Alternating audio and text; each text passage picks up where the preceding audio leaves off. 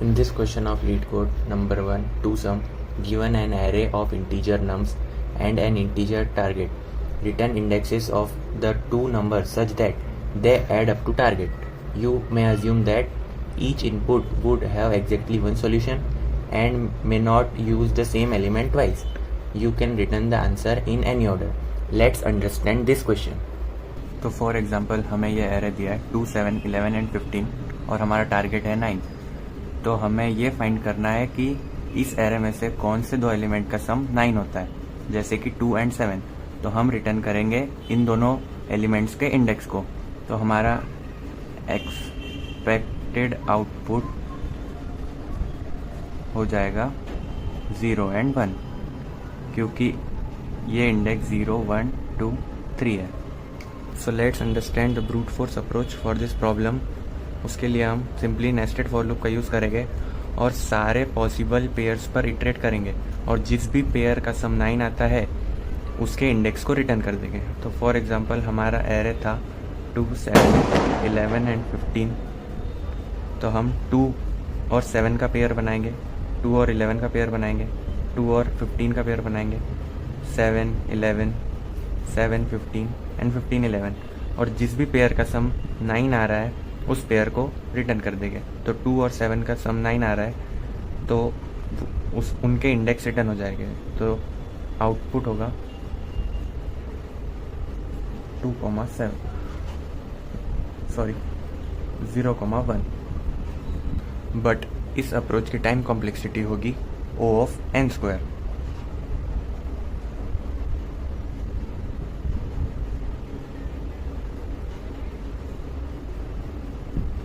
But इस question को solve करने का एक ऑप्टिमाइज्ड अप्रोच भी है using hash map. So let's understand that approach. इस अप्रोच में हम हैश मैप का यूज़ करने वाले हैं। तो हैश मैप क्या होता है? हैश मैप में एक की होती है और की वैल्यू होती है। तो इस की में हम क्या करने वाले, कंपोजिट नंबर को स्टोर करवाने वाले और वैल्यू में हम इंडेक्स को स्टोर करवाएंगे। तो कंपोजिट नंबर क्या होता है?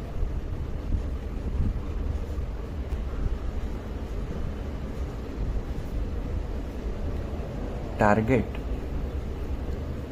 Minus element. तो जैसे कि हमारा एलिमेंट 2 है और टारगेट 9 है, तो 9 माइनस 2 इज इक्वल्स टू 7। तो हमारा हैश मैप हो जाएगा फॉर द फर्स्ट इटरेशन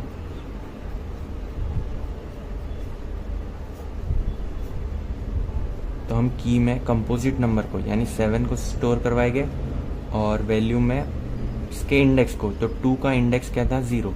तो यहाँ पर 0 को स्टोर करवाएंगे। नेक्स्ट एलिमेंट 7 के लिए सबसे पहले हम चेक करेंगे कि क्या 7 हैश मैप में प्रेजेंट है। हाँ, प्रेजेंट है।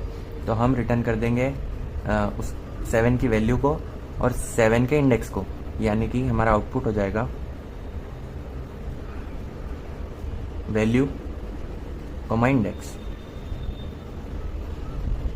So let's understand with another example. हमें एक एरे दिया है 3, 2, 4 और टारगेट है 6। तो सबसे पहले हम 3 के लिए चेक करेंगे कि क्या 3 हैश मैप में प्रेजेंट है। नहीं, अभी तो कुछ भी प्रेजेंट नहीं है। तो 3 के कंपोजिट नंबर को यानी कि target minus element 6 minus 3 which is 3 को की में सेव करवाएंगे और उसके इंडेक्स को वैल्यू में। अब नेक्स्ट 2 के लिए तो क्या हम चेक करेंगे कि क्या 2 हैश मैप में प्रेजेंट है। नहीं प्रेजेंट है। तो हम 2 के कंपोजिट नंबर को यानी कि 6 माइनस 2 विच इज़ 4 को की में सेव करवाएंगे और उसकी इंडेक्स को वैल्यू में सेव करवाएंगे, यानी 1 यहाँ आ जाएगा।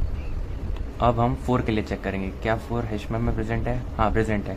तो हम इसके इंडेक्स को और 4 की वैल्यू को रिटर्न कर देंगे। तो हमारा आउटपुट हो जाएगा 1,2। तो सबसे पहले हम हैश मैप क्रिएट कर लेते हैं जिसमें की और वैल्यू दोनों ही इंटीजर टाइप के हो गए। तो आपको जैसे पता होगा यहाँ हम रैपर क्लास का यूज़ करते हैं, ना कि प्रिमिटिव क्लास का।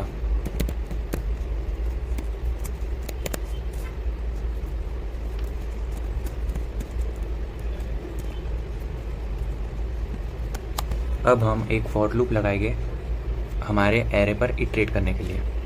For I D I equal to 0 to I less than num dot length I. अब हम एक कॉम्प्लीमेंट नाम का वेरिएबल डिक्लेयर करेंगे ताकि हम हर एलिमेंट का अपना एक कॉम्प्लीमेंट स्टोर करा पाए। Int comp is equals to target minus nums of I. अब हम एक इफ कंडीशन लगाएंगे ताकि हम चेक कर पाए क्या ये कॉम्प्लीमेंट नंबर हमारे हैश मैप में प्रेजेंट है या नहीं। इफ मैप डॉट कंटेन्स की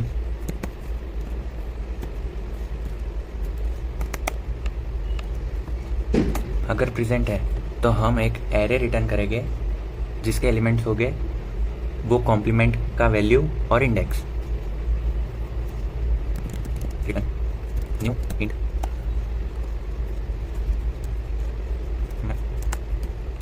मैप डॉट गेट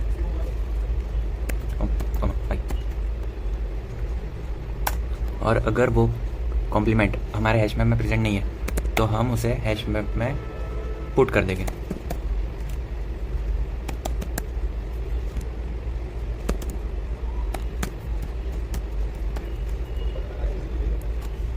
अब लास्ट में हम एक एम्प्टी एरे रिटर्न करेंगे।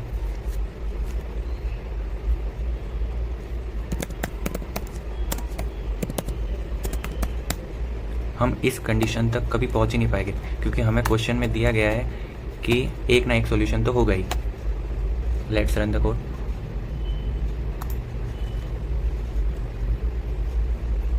डन। Thank you.